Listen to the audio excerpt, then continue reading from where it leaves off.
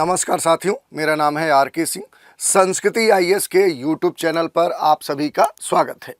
आज के एपिसोड में एक बड़े ही कहें तो महत्वपूर्ण विषय की चर्चा करने वाले हैं और हम सभी के साथ भी ये कह सकते हैं मामला जुड़ सकता है और ये हमारे परीक्षा के दृष्टिकोण के लिए भी काफ़ी महत्वपूर्ण है।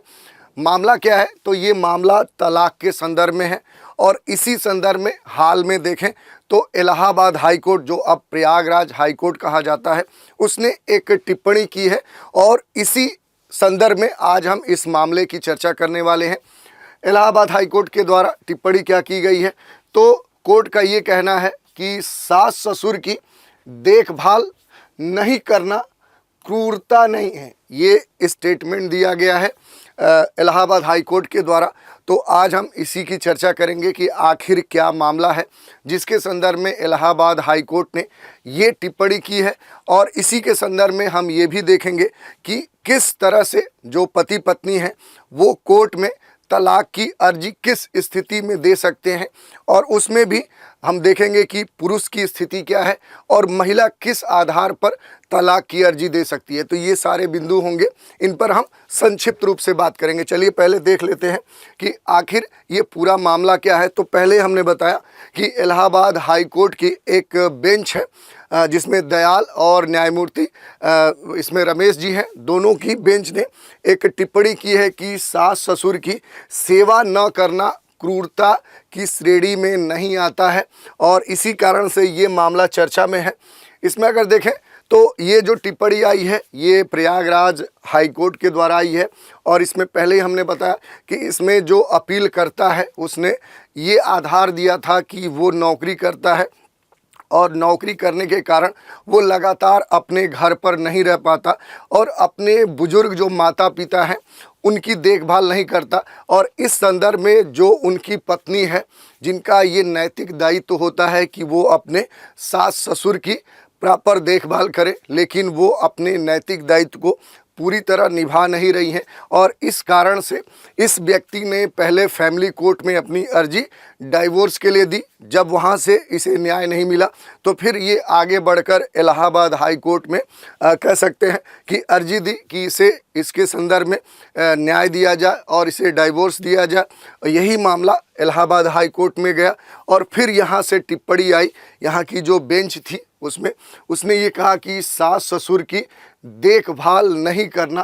क्रूरता की श्रेणी में नहीं आता है। और तलाक के मामले पर हाई कोर्ट की ये जो टिप्पणी है ये काफ़ी महत्वपूर्ण हो जाती है, क्योंकि बहुत सारे मामले ऐसे देखने को मिलते हैं जहां पर तलाक का जो आधार होता है वो ये होता है कि जो पत्नियां होती हैं या जो महिला होती है वो क्या होती है कि अपने परिवार की प्रॉपर देखभाल नहीं करती है, जिसके कारण से कोर्ट में मामला जाता है और पति पत्नी के बीच में तलाक का कारण बनता है। अब इस स्थिति में अगर कोर्ट ये कह रहा है कि सास ससुर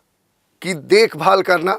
नहीं करना क्या है कि क्रूरता नहीं है, तो ये काफ़ी महत्वपूर्ण मैटर है और विवादास्पद मैटर भी कहा जा सकता है और इसी की आज हम चर्चा करने वाले हैं। इसमें अगर हम बात करें तो कोर्ट ने अपील करता कि अपनी नौकरी की वजह से घर से दूर रहने और इस आधार पर वो अपनी पत्नी से माता पिता के साथ रहने की अपेक्षा कर रहा था, और इसके साथ जो ये बातें कही गई थी कि वो अपना नैतिक दायित्व नहीं निभा रही है और इसमें कहें तो पुख्ता इसमें सबूत नहीं होने के कारण कोर्ट ने इस अर्जी को खारिज कर दिया है। तो ये मामला है, थोड़ा सा और देखते हैं कि इस मामले की पूरी तह तक अगर जाते हैं तो इलाहाबाद हाई कोर्ट के खंडपीठ जिसमें दो न्यायमूर्ति थे, उन्होंने तलाक के इस मामले पर सुनवाई करते हुए टिप्पणी ये कर दी कि अगर कोई महिला अपने पति के बुजुर्ग माता पिता की सेवा नहीं करती है तो इसे क्रूरता की श्रेणी में नहीं रखा जा सकता, इसे क्रूरता नहीं कहा जा सकता।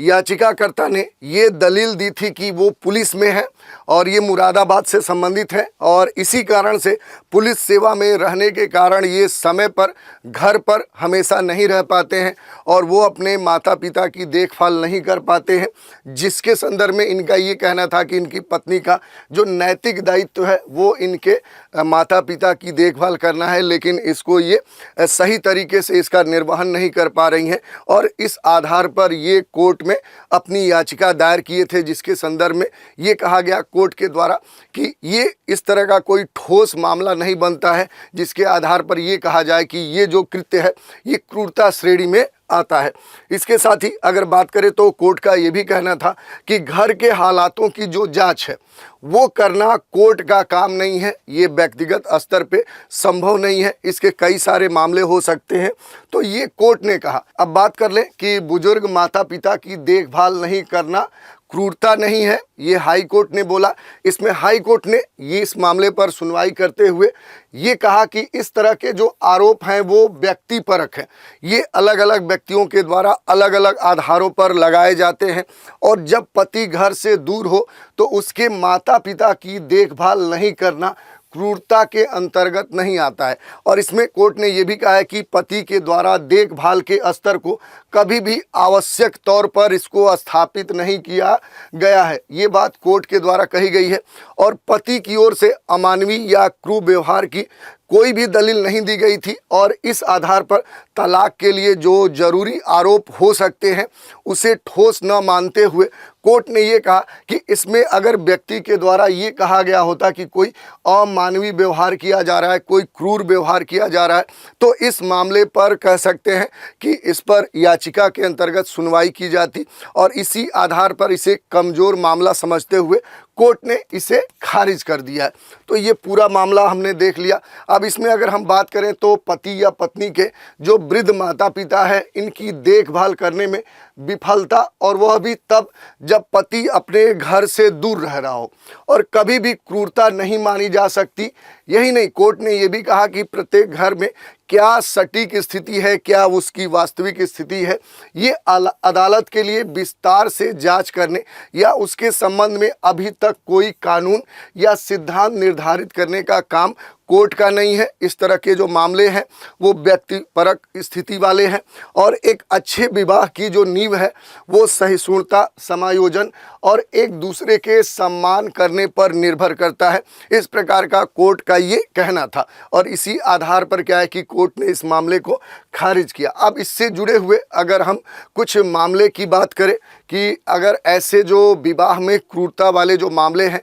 किस आधार पर तलाक के लिए अर्जी दी जा सकती है, तो अगर हम बात करें तो जो हिंदू विवाह अधिनियम 1955 है और दूसरा विशेष विवाह अधिनियम 1954 है, दोनों में क्रूरता तलाक का वैध आधार है। ये कहा गया है कि यदि क्रूरता या इस तरह का अमानवीय व्यवहार की बात देखने को मिल रही है तो वो तलाक का वैलिड कह सकते हैं रीजन हो सकता है। ये दोनों जो अधिनियम है इसमें स्पष्ट रूप से कहा गया है। दूसरी अगर बात करें तो हिंदू विवाह अधिनियम की धारा जो 13(1)(a) है, इसके तहत पति या पत्नी यानी जो भी पुरुष या महिला है दोनों में से कोई भी क्रूरता के आधार पर, अमानवीय व्यवहार के आधार पर तलाक के लिए कोर्ट में अर्जी दायर कर सकता है, ये बात कही गई है। और ये धारा भी दिया गया है कि हिंदू विवाह अधिनियम की धारा किसके, तो 13(1)(a) के तहत ये अधिकार प्राप्त है। इसके अलावा अगर बात कर ले कि हिंदू विवाह अधिनियम के तहत तलाक के आखिर आधार कौन से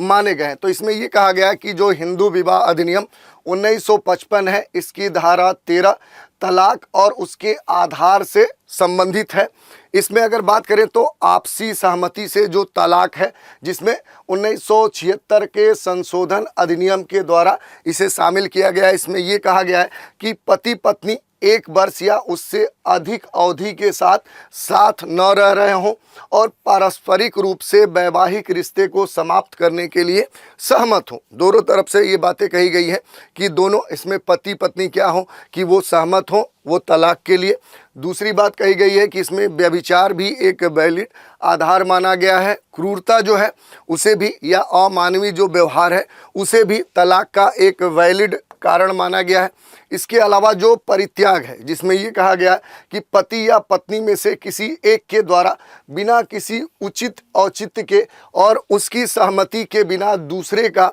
अस्थायी परित्याग करना इसमें शामिल है, या अगर बात करें कोई धर्म परिवर्तन का जो कारण है वो भी वैलिड आधार माना गया है। मानसिक रूप से यदि अस्वस्थ होने की स्थिति देखने को मिल रही है तो वो भी क्या है कि तलाक का एक वैध आधार है। इसके अलावा जो संक्रामक रोग हैं वो भी एक तलाक के आधार हैं, जिसमें खास तौर पे अगर कुष्ठ रोग की स्थिति देखने को मिल रही है तो वो भी तलाक का एक वैध आधार है। इसके साथ क्या है कि जो सांसारिक त्याग है उसे भी इस श्रेणी में रखा गया है, और ये भी इसमें कहा गया है कि यदि मृत्यु का अनुमान हो तो वो भी क्या किया जाएगा कि वो तलाक का एक वैध आधार माना जाएगा, यदि इसमें स्थिति रखी गई है कि 7 साल तक जीवित होने की कोई खबर ना हो। यदि इसमें ये देखा जाए कि जो व्यक्ति संबंधित है उसका कोई खोज खबर 7 वर्षों तक न लगे और इस आधार पर यह अनुमान हो कि उसकी डेथ हो चुकी है, तो ये भी एक वैलिड आधार है। इसके अलावा वैवाहिक अधिकारों की बहाली के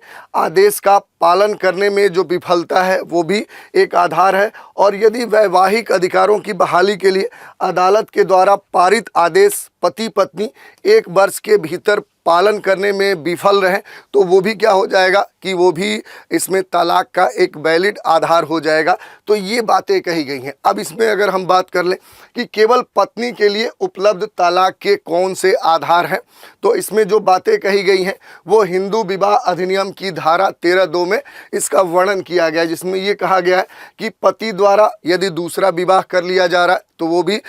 उसमें महिला के लिए क्या होगा कि तलाक का वैलिड कारण माना जाएगा। पति द्वारा किया गया बलात्कार इसमें एक महत्वपूर्ण आधार माना गया है।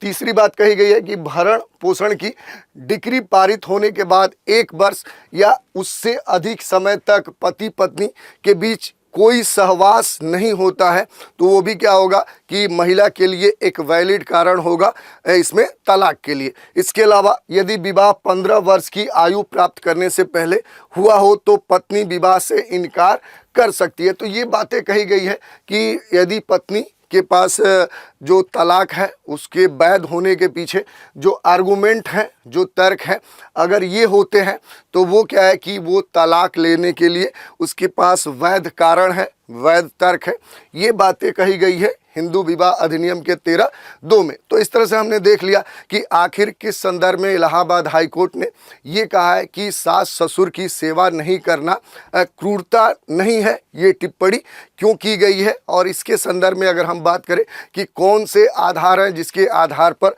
तलाक के वैध आधार माने जा सकते हैं, और इसमें पुरुष और महिला के लिए कौन से आधार वैलिड माने गए हैं, उनकी हमने चर्चा की। तो आज के इस एपिसोड में इतना ही। नए एपिसोड में एक नए विषय के साथ फिर मिलेंगे, तो आप हमारे साथ बने रहें। इसके लिए धन्यवाद।